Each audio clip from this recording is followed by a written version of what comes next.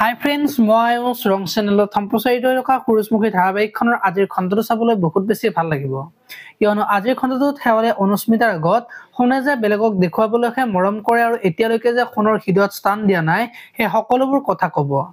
আৰু তেতিয়া অনুস্মিতাই সোণদাই শেৱালিক ভাল পায় বুলি মোৰ আগত মিছাকৈ মাতিছে। কিন্তু অংশদাই মোক ভাল পোৱাৰ কাৰণে শেৱালিক মিছাকৈ ভাল পাওঁ বুলি কৈছিল আৰু মোক ইগনোৰ কৰিছিল বুলি মনে মনে ভাবি থকা দেখিবলৈ পাব। ইফালে আকৌ সোণ আজি পাজে ওচৰত যাব আৰু তেতিয়া পাজে সোণক সন্তানৰ কথা ক'ব।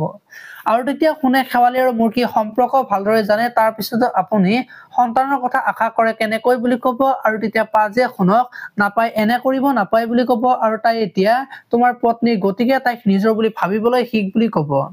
নহলে দুয়োটাৰ জীৱন শেষ হৈ যাব বুলি বুজাই থকা দেখিবলৈ পাব। আনফালে আকৌ ৰত্ন আৰু পুৱতি এক্সাম দিবলৈ গৈ থাকিব আৰু তেতিয়া ৰত্নক মানুহ এজনে লগ পাই পইচা খুজিব আৰু এইবিলাক বোলে ফ্ৰডহে আছিল নিউজত দি আছে বুলি ৰত্নক ক'ব। এতিয়া বাৰু ৰত্নই কি ক'ব দেখিবলৈ পাব আজিৰ খণ্ডটোত।